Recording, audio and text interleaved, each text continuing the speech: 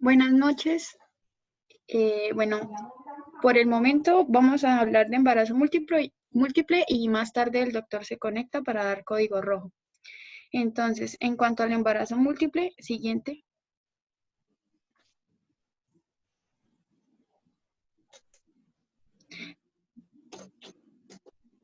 tenemos que es la presencia de dos o más fetos dentro del útero. Este embarazo se va a catalogar de alto riesgo tanto para la madre como para los fetos y se va a clasificar de acuerdo al número de cigotos que puede ser, entonces monocigótico y disigótico.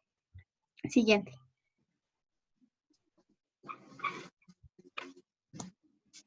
En cuanto a la epidemiología, tenemos que la incidencia de embarazos múltiples ha aumentado en las últimas décadas debido a la reproducción asistida en los países desarrollados desde 1 por cada 100 nacidos vivos, un aumento de un 40% en la tasa de embarazos gemelares y un aumento de entre 3 a 4 veces de embarazos múltiples de alto orden. Está asociado con un incremento en el riesgo de morbimortalidad perinatal, entonces vamos a tener un 17% de prematurez, un 24% de bajo peso al nacer menor de 2.500 gramos y un 26% de peso menor de 1.500 gramos. Siguiente. Entonces, en cuanto a los factores de riesgo, tenemos los antecedentes personales y familiares de embarazo múltiple, madre añosa, personas de raza negra, embarazo posterior al uso prolongado de anticonceptivos orales, mujeres que son sometidas a técnicas de reproducción asistida. Siguiente.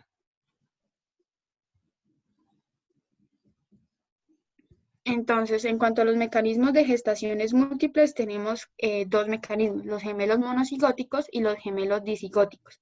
Entonces, los gemelos monocigóticos hace referencia a una fertilización de un solo óvulo que luego se va a dividir, y los gemelos disigóticos va a ser la fertilización de dos óvulos separados. Siguiente.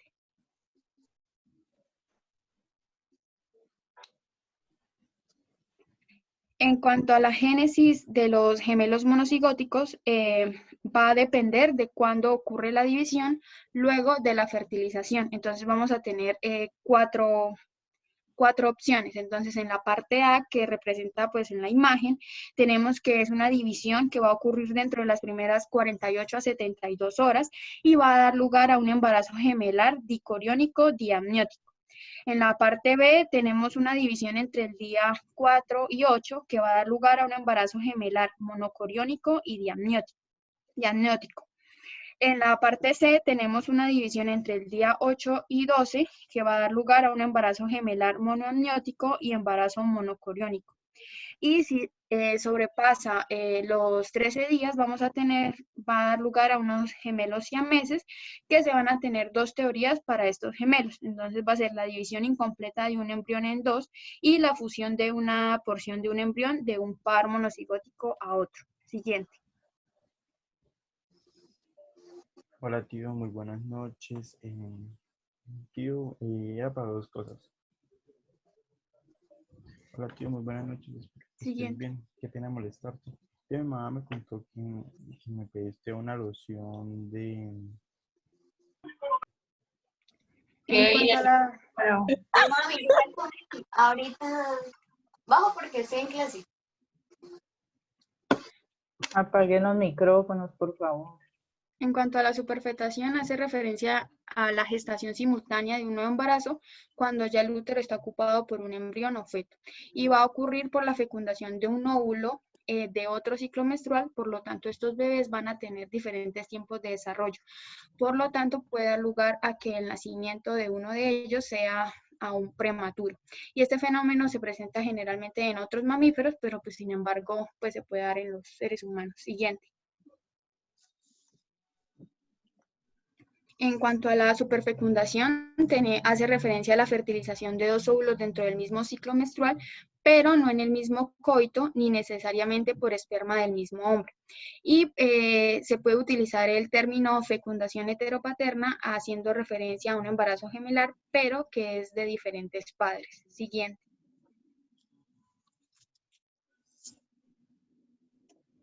En cuanto a los factores que van a afectar el hermanamiento, entonces vamos a tener que el hermanamiento disigótico es el más común y su incidencia va a estar influenciada por la raza, que es más común en la raza negra, la herencia, que si tiene antecedentes familiares va a tener un riesgo de 2 a 4 veces mayor de presentar un embarazo múltiple, la edad materna, la paridad y en especial el tratamiento de fertilidad asistida. Y en cuanto al hermanamiento monocigótico, tenemos que la frecuencia es relativamente constante, aproximadamente 1 por 250 nacimientos, y esta incidencia por lo general es independientemente de los factores demográficos. Siguiente.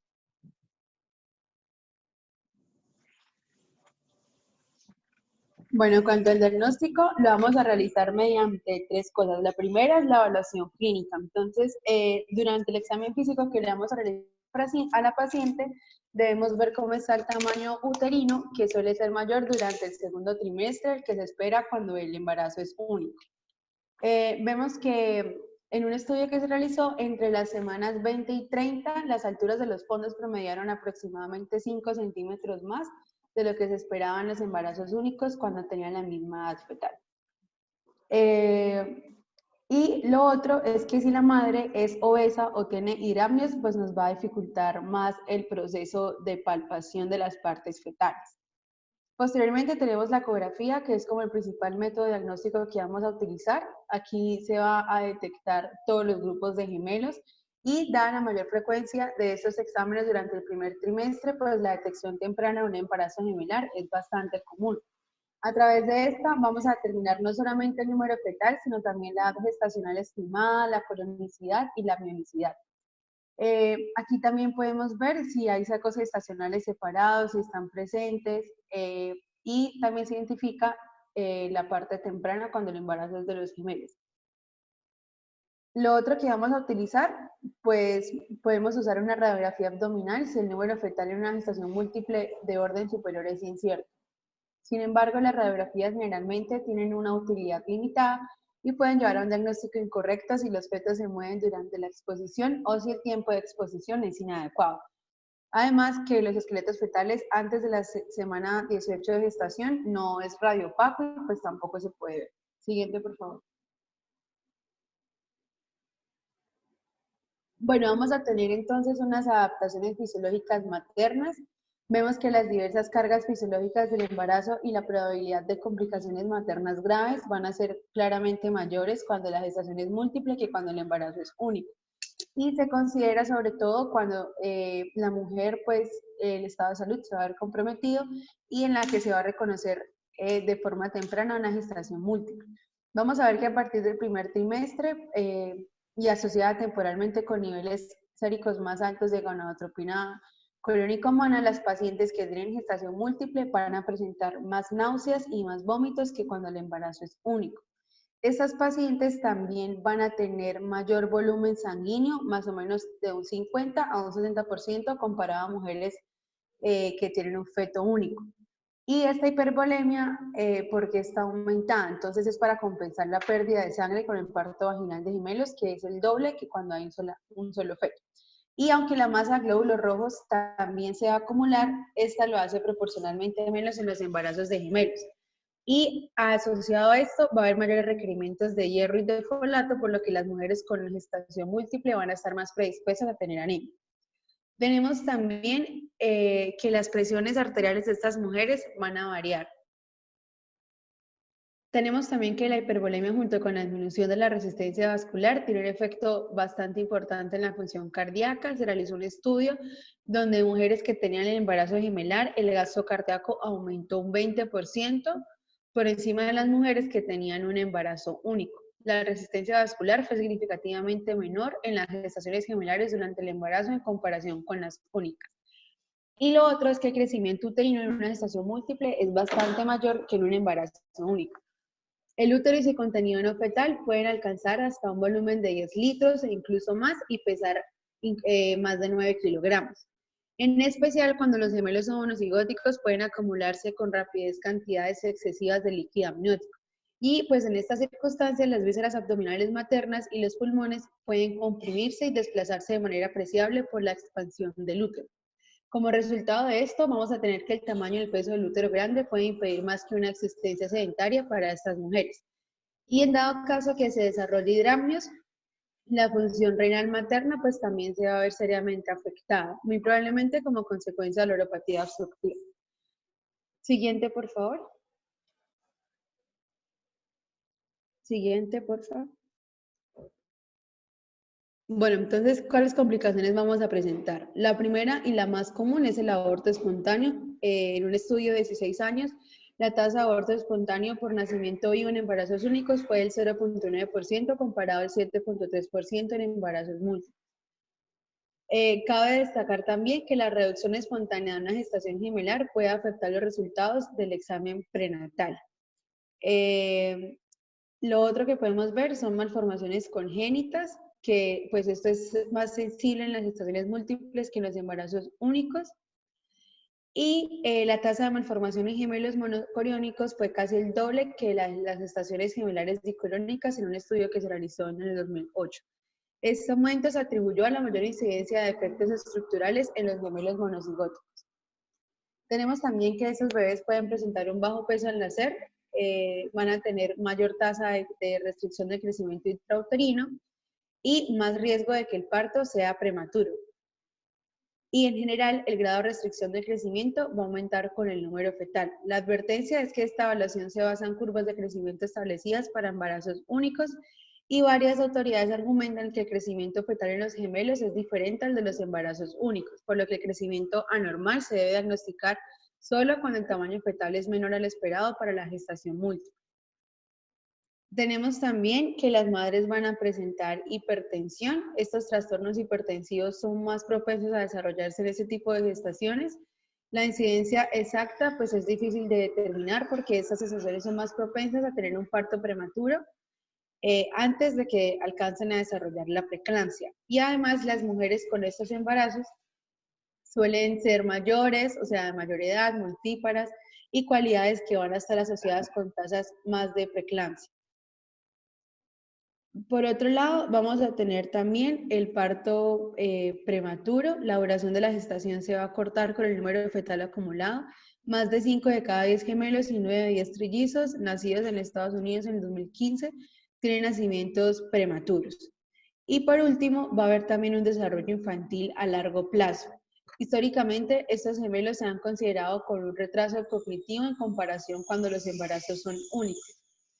Y los mayores riesgos de restricción de crecimiento fetal, pues también asociado a esto van a aumentar la tasa de la prevalencia de anomalías congénitas, síndrome de transfusión de gemelos a gemelos, muerte fetal de un cogemelo, y esto pues es contribuyente a estas diferencias.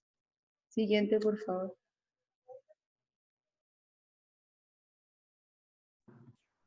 Bueno, entonces, respecto a las complicaciones fetales únicas, se sabe que en el proceso de hermanamiento, la mayoría de complicaciones fetales se observan en los gemelos monocigóticos o monoamnióticos. Una de cada 20 estaciones gemelares monocoriales son monoamnióticas y incluso se sabe que los gemelos biamnióticos pueden volverse monoamnióticos si la membrana que los divide se rompe de manera espontánea o iatrogénicamente.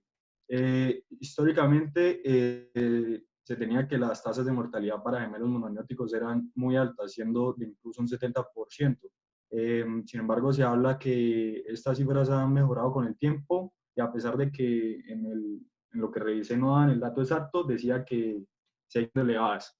Las tasas de anomalías congénitas es de aproximadamente un 18 o un 28%. Entonces, antes de las 16 semanas de gestación, menos de la mitad de estos gemelos sobreviven hasta el periodo neonatal. Las principales causas de estas pérdidas son las anomalías fetales o los abortos espontáneos. Ya después de las 20 semanas, la tasa de mortalidad perinatal es de un 15% y las principales causas serán el parto prematuro, anomalías congénitas, síndrome de transfusión gemelo a gemelo o el enredo del cordón umbilical. Siguiente.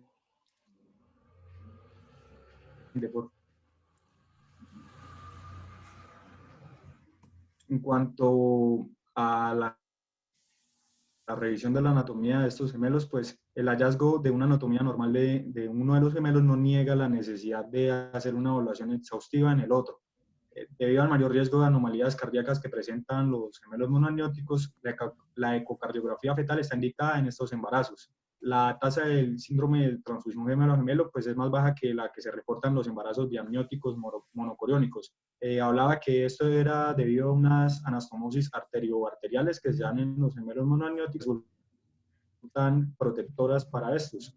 Sin embargo, esto no significa que no se lance continuo un minutico. con los movimientos cambios. Bueno, buenas noches muchachos, ¿cómo están? Espero que se encuentren bien. Los que exponen, por favor, activan sus cámaras. Y a las personas que le vaya a preguntar, activan su cámara. Pamela, buenas noches. Pamela. Pamela, ¿puedes activar tu cámara?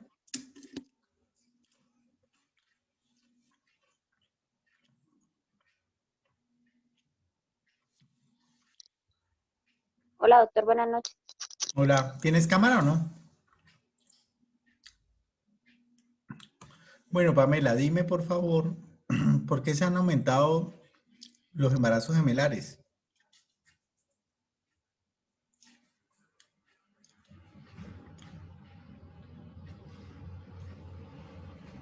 Eso lo estaba diciendo ahorita Vivi, creo. Sí, debido a las tasas de fertilización, debido pues a la fertilización in vitro que se están realizando. Excelente. Una de las causas más importantes de que tengamos más embarazos gemelares o más embarazos múltiples es por la fertilización in vitro. Les explico. Anteriormente, una fertilización in vitro está alrededor de unos 22 millones, entre 18 y 22 millones. Pero esos 18 o 22 millones solamente le dan a uno un 40% sin ningún tipo de contragarantía. Quiere decir, si usted puede gastarse 20 millones, no hay ninguna garantía de que usted quede embarazada. Eso es algo muy importante y algo muy costoso. Entonces, anteriormente lo que se hacía era que los embriones que se producían probetas, usted transfería 2, 3 o 4 embrioncitos para tratar de que se pegara un solo embrión. ¿Perfecto? Pero ahí comenzaron a ver los problemas porque a veces se pegaban 3 o 4 o los 2 y entonces después habían embarazos múltiples y a veces la paciente terminaba perdiendo muchos embarazos.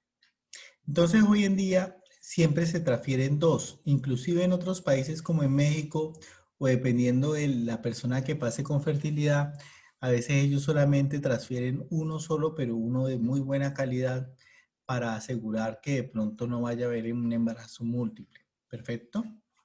Los embarazos múltiples, la fertilización in vitro. Vamos a mirar qué otros factores de riesgo pueden haber o se pueden presentar para que se produzca un embarazo gemelar. Fabián, dime otro factor de riesgo.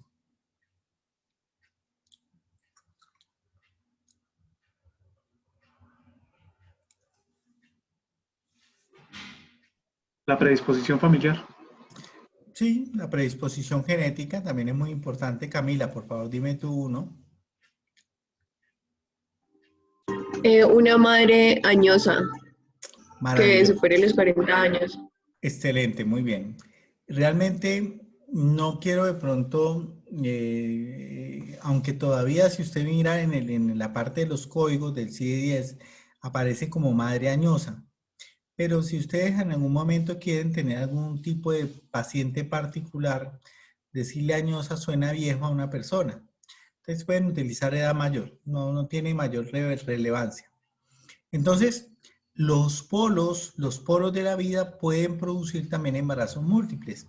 Aquella niña de 13, 14 o 15 años que comienza a tener sus primeras menstruaciones, a veces el ovario puede presentar múltiples ovulaciones y a raíz de eso puede quedar un embarazo gemelar, o aquella paciente que está en un periodo de perimenopausia y las últimas ovulaciones pueden ser múltiples y puede terminar en eso.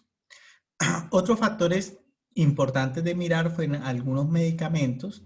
Hay pacientes que pueden inducir o tomar medicamentos para inducir la ovulación, como es el clomifeno o el letrozole, y eso también va a producir que esa paciente tenga un mayor riesgo de que tenga unos embarazos gemelares. Perfecto. Bueno, los medicamentos, la disposición genética, los polos de vida y todo eso. Ahora se nos trae una parte que vamos a hacer o qué riesgos tiene cuando se nos presenta una persona con un embarazo múltiple. Entonces, si yo estoy mirando una paciente que tiene un embarazo múltiple, yo le puedo decir a la paciente, mire, usted tiene ciertos riesgos de que puedan presentarse en el embarazo, como cuáles, Mauricio.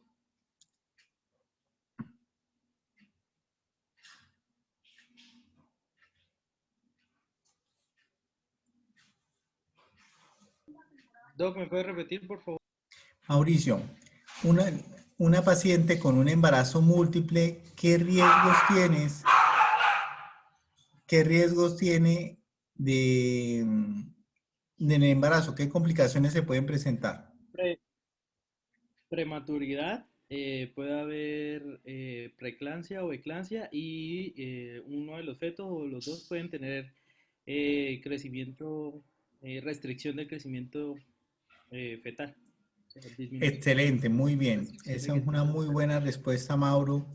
Y sí, lo que tú estás diciendo es verdad. Entonces, los pacientes con embarazo múltiple tienen casi 6 veces más el riesgo de hacer trastornos hipertensivos, pero el mayor riesgo es la prematuridad. ¿Perfecto? Entonces, toda paciente que tenga un embarazo gemelar, el mayor riesgo es que pueden ser prematuros, o ya sea por causas de que le dé una preeclampsia, o por lo mismo de la sobredistensión uterina, se inicia esas pacientes labores de parto antes de tiempo. Fuera de eso, de lo que nos dijo Mauro, también tiene más riesgo de hacer diabetes gestacional. Perfecto, que es otra de las cosas que puede presentar los embarazos gemelares, mayor riesgo de ruptura prematura de membranas, mayor riesgo de amenaza de parto prematuro. Bueno, lo de restricción de crecimiento, sí, los embarazos gemelares están más asociados a que tengan más bajo peso. Perfecto. Discordante. Entonces ya hablamos que los embarazos gemelares pues están en aumento, que una de las causas es la fertilización in vitro, que esa paciente se nos va a presentar. Entonces, ¿qué es lo primero que hago como médico general cuando me veo abocado a tener un embarazo gemelar? Lo primero que yo tengo que saber es la corionicidad, ¿sí? Si son gemelos, si son mellizos, si son gemelos idénticos, para poder dar un manejo, me explico. Lo más normal o lo más frecuente que ustedes van a ver son los gemelos bicoriales biamnióticos, que son a causa de que la paciente ovula 2 veces. Al presentar una múltiple ovulación, va a tener 2 fecundaciones por un espermatozoide por cada lado. Entonces van a ser hermanos no idénticos, ¿perfecto? Y ese es el de mejor pronóstico. ¿Por qué es el de mejor pronóstico? Porque las unidades materno-fetal está completamente independiente, entonces el bebé no tiene que compartir la placenta, no tiene que compartir tampoco la parte de la membrana. Entonces lo único que vamos a tener un problema en este bebé es un problema de prematuridad. ¿Ok? Claro que los otros, como yo les decía, la diabetes gestacional, la ruptura, todo eso va a ser, pero no vamos a tener unas patologías frecuentes que son lo que se dan en los monocoriales. Entonces, lo más importante es mirar cómo sabemos si son bicoriales, si son monocoriales. Eso es por la parte de ecografía. Generalmente la ecografía para definir la corionicidad las hacemos antes de la semana 12. ¿Por qué? Porque en ese momento los signos ecográficos son muy sensibles y muy específicos. Entonces, ecográficamente hay 2 signos. Uno se llama el signo de Lambda, perfecto, que el signo de Lambda representa la letra lambda en griego y ese me está indicando que es un embarazo bicorial biamniótico, perfecto. Este embarazo bicorial biamniótico es el que tiene mejor pronóstico. Hay otro signo que es el signo de la T, en donde no hay una diferencia entre ambos polos del trofoblasto, sino una sola continuidad del amnios hacia el trofoblasto, lo que me está indicando que son gemelos idénticos. ¿Ok? Vamos a hablar un poquito de los gemelos idénticos, que es lo que estaba terminando de hablar Chucho. Entonces los gemelos idénticos, que son los monocoriales biamnióticos, pueden ser monocoriales biamnióticos, pueden ser monocoriales monoamnióticos o pueden ser gemelos siameses. Los gemelos monocoriales biamnióticos, que es lo que está presentando él, son gemelos que van a tener unas características especiales. Quiero que se analicen dos cositas nada más sobre los monocoriales biamnióticos. Los monocoriales biamnióticos pueden tener dos enfermedades fuera de todo lo que tienen los gemelos idénticos, que son el síndrome de transfusión feto-fetal y la restricción selectiva de crecimiento intrauterino. Esas dos cositas, con eso es súper importante. ¿Cómo se va a diagnosticar? Esa generalmente, muchachos, cuando ustedes tengan un embarazo monocorial biamniótico, no lo tengan solito. Esa paciente sí es muy necesario que le vea a un especialista de medicina materno-fetal como yo. Perfecto, porque nosotros podemos diagnosticar con algunos criterios ecográficos, y si la paciente tiene un síndrome de transfusión feto-fetal, puede ir a una ablación por láser y le puedo mejorar el pronóstico un 30% y que con eso muy probablemente le va a ir bastante bien. Perfecto. Creo que lo que está hablando, bueno, está hablando de síndrome de transfusión feto-fetal, entonces dejemos a Chucho.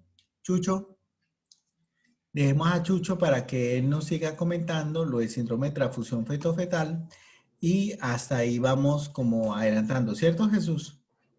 Sí, bueno, eso era de los monoamnióticos, no de los Listo, diamnióticos. listo, chévere. Entonces te escucho, estamos pendientes. Entonces, otra de las complicaciones es el enredo del cordón umbilical, que si ocurre, normalmente se dan en estadios o etapas tempranas del embarazo. Ya cuando, digamos, el embarazo monoamniótico ha alcanzado las semanas 30 o 32, es muy poco probable que ocurra. El diagnóstico de este enredo del cordón se realiza principalmente mediante ecografía Doppler color.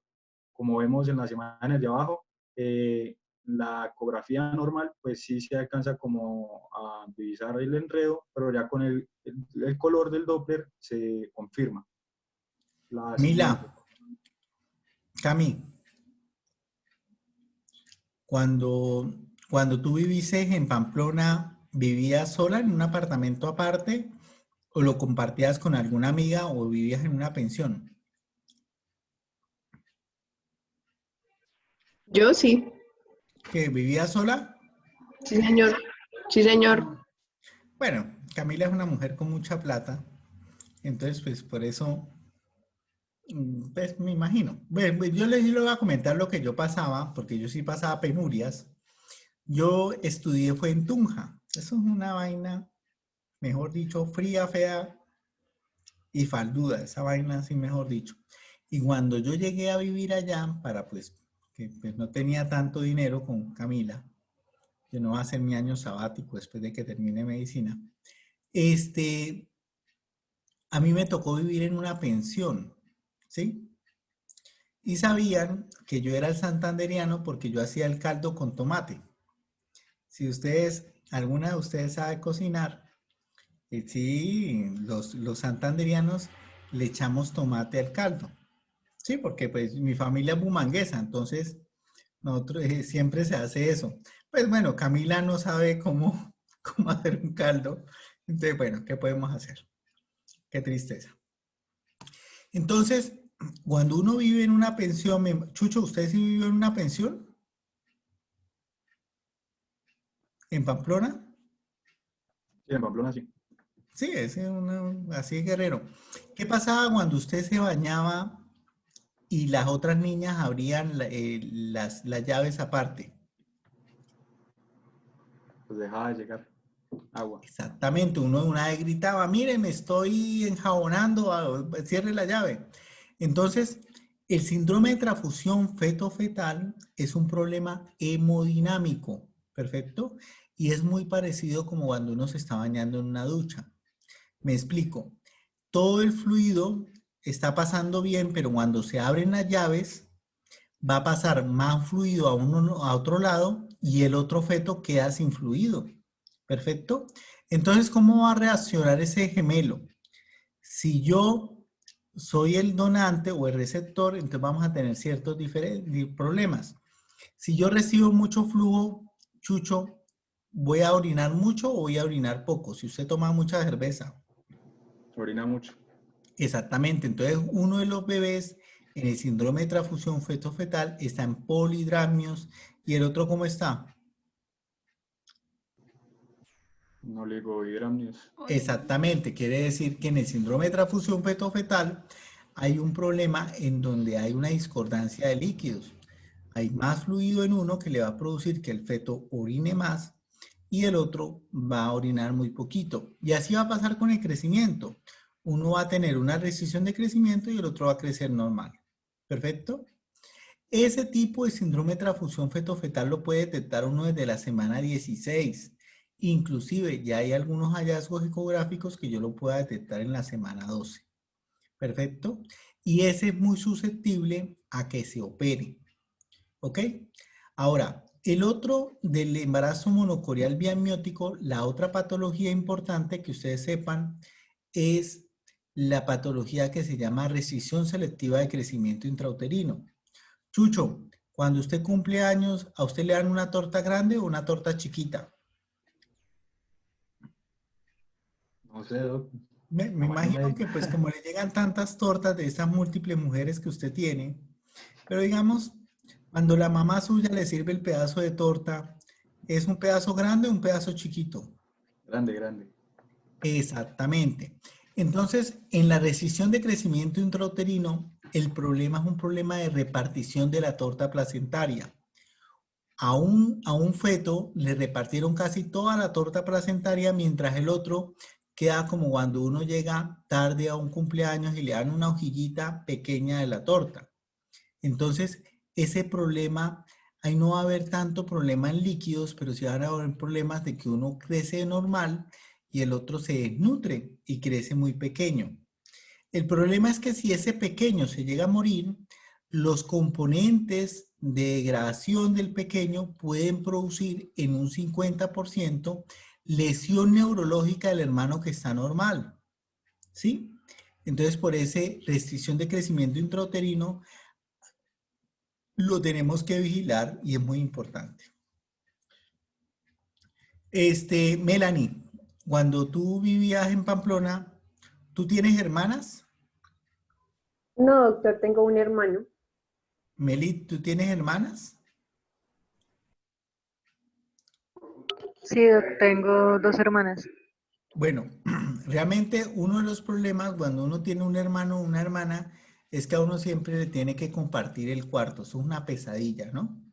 Y más para una mujer, compartir el cuarto con otra mujer es una desgracia. Y si son amigas, peor, ¿no? Eso, mejor dicho, se revisan todo y se cambian todo. Entonces, el compartir un cuarto es como un embarazo monocorial monoamniótico, ¿perfecto? Que es lo que está hablando Chucho, ¿perfecto? Y yo les voy a decir lo que yo pasé, porque pues yo no tenía plata y me tocó irme a vivir a Tunja y me iba a vivir, imagínate, me fui a vivir con un amigo que él es uno de mis mejores amigos y el tipo me decía, bueno, si yo llego, si usted llega y usted ve una media, no puede entrar al cuarto. Y el man, mejor dicho, cada ratico que yo iba, había una media. Y el man después me pide que se le olvidara quitar la mediecita. Entonces, cuando vivimos dos fetos sin ningún tipo de separación, perfecto, como el monocorial miamniótico, nosotros teníamos las dos camitas y compartíamos un apartaestudio muy pequeño. El problema es que los cordones se pueden enredar, perfecto, y eso es lo que Chucho le estaba tratando de explicar. Como hay cordones dando para un lado o para el otro, esos cordones se pueden enredar. Y no es tan cierto como decía Chucho. Lo que uno hace es esperar a que cumplan 32 o 34 semanas y lo saca. Perfecto. ¿Por qué lo saca a las 34 semanas? Porque después de las 34 semanas, si se enredan, se pueden morir ambos bebés y es mejor sacarlos antes de las 34 semanas porque la viabilidad de que esos bebés sobrevivan es muy alta a las 34 semanas. No es nada fácil. Anteriormente los teníamos que sacar a las 32 semanas y hay que tener pelotas para sacar un gemelo de 34 semanas. Los últimos que yo saqué terminamos en uno se me murió y la otra niña sobrevivió. Lo que pasa es que el monocorial monoamniótico tiene una incidencia solamente de 1 en 50.000. Entonces realmente es muy raro. es muy importante que todas las personas que hagan diagnóstico prenatal en embarazo gemelar sean expertos, ¿sí? Como lo soy yo. Entonces, eso es muy importante porque es que hay muchas personas que hacen ecografías, pero pueden confundirse un monocorial monoamniótico, confundirlo con un monocorial biamniótico, que completamente el monocorial biamniótico, si está todo normal, uno lo desembaraza a las 37 semanas. Entonces, es muy importante que se clasifique muy bien cómo es la corionización.